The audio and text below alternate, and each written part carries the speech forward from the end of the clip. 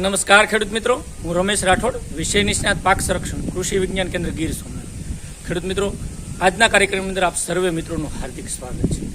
મિત્રો, સોશિયલ મીડિયાના માધ્યમથી ખેતીમાં કંઈક નવીનતમ ટેકનોલોજીઓની જાણકારી મળે એના માટેના આપણે પ્રયત્ન કરીએ. આ પ્રયત્નની અંદર આપ સૌ મિત્રો સાથે જોડાઈ અને આપણે આગળ વધી રહ્યા છીએ. ઘણા બધા ખેડૂત મિત્રો જે પણ ટેકનોલોજીઓ નવી છે એનો ઉપયોગ પણ કરી રહ્યા છે અને એના પરિણામો પણ કરી રહ્યા છે.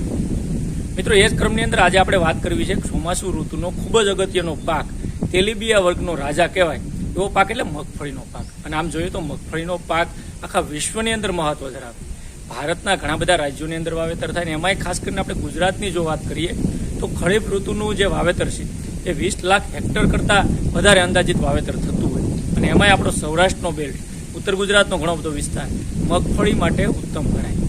અહીંની આબોહવા, જમીન, પાણી એના માટે અનુકૂળ છે એટલે મગફળીનું ખૂબ મોટા વિસ્તારમાં વાવેતર વર્ષોથી થાય.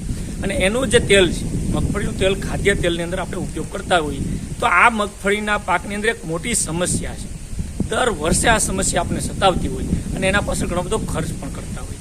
તો હવે આજે આ સમસ્યાનું સરળ રીતે કેમ નિરાકરણ કરી શકાય, ઓછા ખર્ચે કેમ નિરાકરણ કરી શકાય એની આ વિડીયોની અંદર વાત કરવી છે. આ સમસ્યા એટલે મગફળીના પાકની અંદર આવતી સફેદ ફૂગ, જેને સ્ટેમ રોટ અંગ્રેજીમાં કહીએ, ગુજરાતીમાં ઘણા ખેડૂત મિત્રો સફેદ ફૂગનો રોગ કહે અથવા તો રાખોડીનો રોગ કહે, તળકીડીનો રોગ કહે. તો આ રોગને અટકાવવા માટેના કયા પગલાં હોય છે, કઈ અમુક જાતો જે છે એ પ્રતિકારક જાતો છે તો એનું કઈ રીતના વાવેતર કરી શકાય અને એના માટેનું જૈવિક નિયંત્રણમાં કઈ જૈવિક નિયંત્રણનો ઉપયોગ કરી શકાય એની સવિસ્તારથી વાત કરવી છે. તો મિત્રો, આ વિડીયોને અંત સુધી આપ જોજો. મિત્રો, આ વિડીયો શરૂ કરીએ પહેલાં આપ સર્વને ખાસ વિનંતી છે કે મિત્રો, જો આપ આ ચેનલની અંદર નવા હો, હજી સુધી આ ચેનલ સબસ્ક્રાઇબ ન કરી હોય તો પહેલું કામ આ સબસ્ક્રાઇબ કરી લેજો. ઘંટડીના બટન ઉપર ક્લિક કરી દેશો એટલે તમામ પ્રકારના વિડીયોના નોટિફિકેશન તમને મળતા થઈ જશે. અને આ વિડીયો જોઈ અને જો તમને ગમે તો એને લાઇક એટલે કે અંગૂઠાના નિશાન ઉપર ક્લિક કરી દેજો અને ત્યારબાદ વિડીયોને શેર પણ કરી દેજો. તો મિત્રો, સફેદ ફૂગની જો વાત કરવામાં આવે તો આ જે સ્ટેમ રોટ તરીકે ઓળખાતો રોગ હું ફોટોગ્રાફની અંદર તમને બતાવું છું કે મગફળીના મૂળની અંદર ખાસ કરીને જમીનના નીચેના ભાગમાં આ તાતણા સ્વરૂપે કરોળિયાના ઝાડા જેવું આ સફેદ કલરનું જે તાતણા જોવા મળે એ સફેદ ફૂગના છે અને અંગ્રેજીમાં એને સ્ટેમ રોટ કહેવામાં આવે. તો આ સ્ટેમ રોટનું નુકસાન ખાસ કરીને મગફળીના પાકની અંદર જોવા મળતું હોય. હવે એના નિયંત્રણ માટે હવે આમ તો ખાસ કરીને જૂની જે જાતો છે વર્ષોથી, દાખલા તરીકે GG20 નંબરની મગફળીની જાત આપણે વર્ષોથી વાવતા હોય અને જમીનજન્ય આ પ્રકારના પ્રોબ્લેમ હોય એટલે એ વેરાયટીઓમાં એ પ્રોબ્લેમ થવાની શક્યતા પૂરેપૂરી હોય. એટલે થોડુંક જો નવી જાતો, નવા સંશોધિત જાતોનું આપણે વાવેતર કરતા હોય તો એમાં આ પ્રમાણે ઘટાડી શકાય. દાખલા કે GG22 નંબરની વેરાયટીની આપણે સંશોધન ત્યારબાદ છે, GG32, ગિરનાર 4 છે, આ પ્રકારની જાતો ખાસ કરીને વાવવાનો થોડોક આગ્રહ રાખો. હવે બીજું, આના માટેનું સરળ અને સસ્તું જો નિયંત્રણ હોય તો એ છે ટ્રાઇકોડર્મા નામની જૈવિક ફૂગ. ટ્રાઇકોડર્મા પણ એક પ્રકારની ફૂગ છે પણ એ બેનિફિશિયલ છે, આપણા માટેની મિત્ર ફૂગ કહી શકાય. અને સફેદ ફૂગ જેમ જમીનની અંદર નુકસાન કરે છે ખાસ કરીને, એ ફૂગ છે એ ખાસ આપણા માટે નુકસાનકારક એટલે કે દુશ્મન કહી શકાય. તો આ મિત્ર ફૂગ દ્વારા દુશ્મન ફૂગનું નિયંત્રણ કરવા માટેની એક ટેકનોલોજી છે અને એ છે ટ્રાઇકોડર્મા. ટ્રાઇકોડર્મા બે પ્રકારના માર્કેટની અંદર જ્યારે લેવા જાઓ ત્યારે મળતા હોય, ટ્રાઇકોડર્મા હાર્જેનિયમ અને ટ્રાઇકોડર્મા વિરિડી. તો આ બંને સ્પીસીસ અલગ અલગ છે. હવે ઘણા બધા મિત્રોને પ્રશ્ન થઈ છે કે બંને સ્પીસીસનો ઉપયોગ કરી શકાય કે ન કરી શકાય. તો મિત્રો, મોટા ભાગે આપણી કૃષિ યુનિવર્સિટીઓને એમાં ખાસ કરીને જુનાગઢ કૃષિ યુનિવર્સિટી દ્વારા સાવજ બ્રાન્ડથી જે ટ્રાઇકોડર્મા બનાવવામાં આવ્યું એની લેબોરેટરીની અંદર વિકસાવવામાં આવ્યું, બાયો કંટ્રોલ લેબોરેટરી, એ છે સાવજ જે ટ્રાઇકોડર્મા છે એ ટ્રાઇકોડર્મા હાર્જેનિયમ છે, જે આપણી લોકલ સ્પીસીસ હોય. ઘણી વખત તમને ખ્યાલ ઘણા બધા મિત્રોને આવી જશે કે આપણા વિસ્તારની અંદર, દાખલા તરીકે આપણે જુનાગઢની અંદર છીએ, ગીર સોમનાથ જિલ્લામાં છીએ, તો ત્યાં જે આ સફેદ ફૂગનું નુકસાન થાય છે એને મારવા માટેની જે સ્પીસીસ છે એ લોકલ ત્યાંની સ્થાનિક સ્પીસીસ એટલે સ્થાનિક સ્પીસીસનું આઈડેન્ટિફિકેશન કરી લેબોરેટરીમાં સંવર્ધન કરી મલ્ટિપ્લિકેશન કરવામાં આવે તો એ સ્પીસીસ એના ઉપર કારગત નીવડતી હોય. ઘણી વખત બાયો ફર્ટિલાઇઝરની અંદર પણ આવું કહેવામાં આવે કે રાઇઝોબિયમ છે તો તમારી લોકલ સ્ટ્રેનના તમે વાપરો, ટ્રાઇકોડર્મા છે તો લોકલ સ્ટ્રેનના વાપરો. જે સ્થાનિક લેવલે પ્રોડક્શન થતું હોય, ઘણી બધી પ્રાઇવેટ કંપનીઓ પણ કરતી હોય, ઘણા બધા ગવર્મેન્ટના સેન્ટરો પણ કરતા હોય. યોગ્ય અને સારી ગુણવત્તાવાળું આ ટ્રાઇકોડર્મા એટલે કે ટ્રાઇકોડર્મા હાર્જેનિયમ પણ ઉપયોગ કરી શકાય. અને ટ્રાઇકોડર્મા વિરિડી પ્રાઇવેટ કંપનીઓ જે અત્યારે બનાવે છે મોટાભાગે ટ્રાઇકોડર્મા વિરિડી બનાવતી હોય. તો હવે ઘણી વખત ઘણા કન્ફ્યુઝન એ થાય, સિલેક્શન તો કરી લીધું છે, સફેદ ફૂગનો પ્રશ્ન દર વર્ષે આવતો હોય તો એના નિયંત્રણ માટે ખાસ કરીને મગફળીને સારી અને ગુણવત્તાવાળી પેદા કરવા માટે આ ટ્રાઇકોડર્મા વાપરવું જરૂરી છે. ને હું તો એવું કહું છું કે મગફળીનું આયોજન જો અત્યારથી કરતા હોય તો પહેલાં ટ્રાઇકોડર્માને આપણે નાખવા માટેની પદ્ધતિ, એનું ક્યાંથી ખરીદવાનું છે, એ બધું જ આપણે નક્કી કરી લેવું જોઈએ. ઘણી વખત ઘણા બધા મિત્રોની પ્રોબ્લેમ એ છે કે જ્યારે ફૂગનું પ્રમાણ આવે અથવા ફૂગ આવે, નુકસાન થાય પાકમાં, ત્યારે આપણે ટ્રીટમેન્ટ કરતા હોય. આ આગોતરું પ્લાનિંગ કરવાનો સમય છે. અને આગોતરામાં હું એક આપણે અહીંથી સ્પષ્ટતા કરી દઉં કે આપણે દાખલા 10 વીઘા જમીન છે તો જનરલી આપણી જે ભલામણો થઈશ નવી કે 1 હેક્ટરની અંદર એટલે કે લગભગ 6 વીઘાની અંદર આપણે 5 કિલો જેવું ટ્રાઇકોડર્માની જરૂર પડે. એટલે 10 વીઘામાં આમ જનરલી આપણે દાખલા તરીકે 8 કિલો ટ્રાઇકોડર્મા જરૂર પડતું હોય. પરંતુ એનાથી પણ આગળ આપણે 8 કિલો ટ્રાઇકોડર્માના પૈસા પણ નથી ખર્ચવાના, એટલું રોકાણ પણ નથી કરવું. તો 10 વીઘા જમીન માટે તમારે ટ્રાઇકોડર્મા પહેલાં અગાઉથી ખરીદ એનું મલ્ટિપ્લિકેશન કરાવવાનું છે, એટલે એનું સંવર્ધન કરાવવાનું છે. દાખલા તરીકે 3 કે 4 કિલો આપણે ટ્રાઇકોડર્મા ખરીદીએ, 20, 25 કે 50 કિલો સારું ગળતું છાણિયું ખાતર લઈ એની અંદર આ ટ્રાઇકોડર્મા નાખી સાઈડે રાખી અને એને 1-2 દિવસે સતત ભેજ રહે ઉપર ભીના કંતાન ઢાંકીએ અથવા ભેજ રાખી પણ સાઈડે રાખીએ, ખાસ કરીને ડાયરેક્ટ સનલાઇટમાં ન રાખીએ. એનું સંવર્ધન અઠવાડિયું કે 10 દિવસ સુધી તમે આ ભેજની અંદર ટ્રાઇકોડર્માને છાણિયા ખાતર સાથે રાખશો એટલે ફૂગ એની અંદર ડેવલપ થઈ જશે.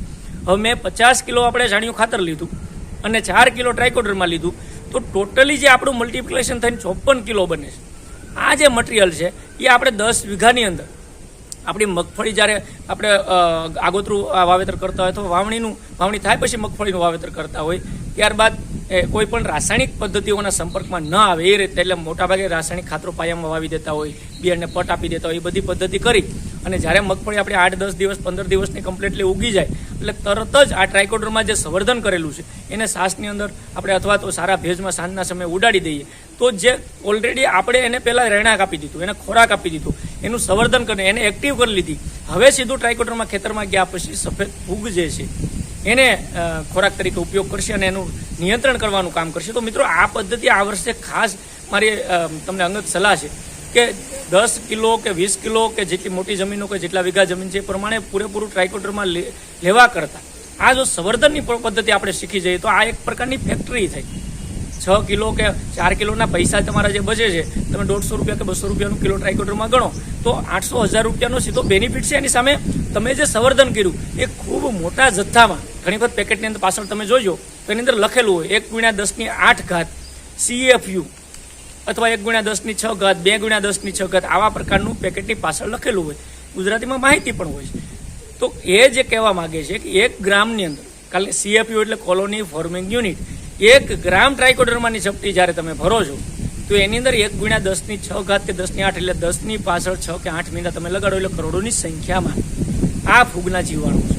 તો મિત્રો એટલી બધી મોટી સંખ્યામાં જ્યારે ફોજ છે આપણી પાસે તો એને પહેલાંથી શરૂઆતથી આપણે પ્રિપેરેશન કરી લઈએ અને પછી ખેતરમાં આ ફોજને ઉતારીએ તો આપણે ખૂબ સારું નજીવા ખર્ચે અને નિયંત્રણ પણ યોગ્ય રીતે અને યોગ્ય સમયે. તો આ ટ્રાઇકોડર્મા વાપરવાની જે પદ્ધતિ છે એના માટેનું પ્રમાણ છે મેં કીધું હેક્ટર દીઠ 5 કિલો જનરલી વાપરવાનું હોય. સંવર્ધન કરાવીને તમે નાખી શકો પણ કન્ડિશન યાદ રાખજો, જમીનમાં પૂરેપૂરો ભેજ હોય ત્યારે સાંજના સમયે વાપરવાનું છે. કોઈ રાસાયણિક પદ્ધતિઓ, રાસાયણિક ખાતર, જંતુનાશક દવાઓ, ફૂગનાશક દવાઓ સાથે ડાયરેક્ટ સંપર્કમાં ન આવે પ્રયત્ન કરવાના છે. હા, ખેતરમાં નાખ્યા પછી ઘણા બધા મિત્રોના પ્રશ્નો આવતા કેટલા દિવસ આગળ પાછળ, તો મિત્રો અઠવાડિયું ખેતરમાં તમે એપ્લાય કરી દો તો અઠવાડિયું આગળ પાછળ કોઈ પણ રાસાયણિક પદ્ધતિઓ આપણે વાપરવાની નથી, ત્યારબાદ વાપરી શકશો. એકવાર જમીનમાં ડેવલપ થઈ જશે, નુકસાનકારક ફૂગના કંટ્રોલ કરવાનું એ શરૂ કરી દેશે. જ્યારે પણ તમારી ફૂગ જનરલી આપણી મગફળીની અંદર 1.5-2 મહિના પછી આવતી હોય અને ખાસ તો 3 મહિનાની જ્યારે પાકટ અવસ્થાએ આવે, ડોડવા અંદર બેસી ગયા હોય ત્યારે જ આ ફૂગના ખળિયું પડીને લક્ષણો જોવા મળતા હોય. તો ફૂગના જીવાણુ તો જમીનમાં હતા જ, પરંતુ એ જ્યારે પાછળ દેખાય તો એને પહેલેથી કંટ્રોલ કરી લઈએ તો પાછળની અવસ્થામાં નુકસાન નહીં થાય. તો આ વર્ષે આ એક પદ્ધતિ કરજો. બીજું, પટની હું વારંવાર વાત કરું છું કે આપણે બિયારણના દાણાને યોગ્ય સારી ફૂગનાશક દવાનો પટ આપીને જ વાવેતર કરવાનું છે. ત્યારબાદ આ ટ્રાઇકોડર્મા વાપરવાની જે આજના વિડીયોની અંદર ફક્ત મારે એક જ વાત કરવી છે કે આ ટ્રાઇકોડર્મા જે જૈવિક ફૂગ છે જેને આપણે બાયો ફંજીસાઇડ તરીકે ઓળખીએ છીએ, એક પ્રકારનું જેમ ફૂગનાશક દવા વાપરતા હોય એક કેમિકલ હોય અને આ જે ફૂગનાશક છે એ જૈવિક છે. એટલે સંપૂર્ણપણે એક જીવંત સ્વરૂપમાં રહેલા ફૂગના જીવાણુ છે. એટલે એને હવા, પાણીને ખોરાક જોઈએ. હવા કુદરતી મળે છે, પાણી એટલે આપણે ભેજ જોઈએ છે અને ખોરાક તરીકે સફેદ ફૂગ જે છે, સ્ટેમ રોડ છે, એનો ઉપયોગ કરી શકશે. તો આ આખી પદ્ધતિને મિત્રો સમજી વિચારી અને આ વર્ષે મગફળીમાં એપ્લાય કરજો. બજારમાં ઘણી બધી બ્રાન્ડના, ઘણી બધી કંપનીઓ ટ્રાઇકોડર્મા મળતા હોય.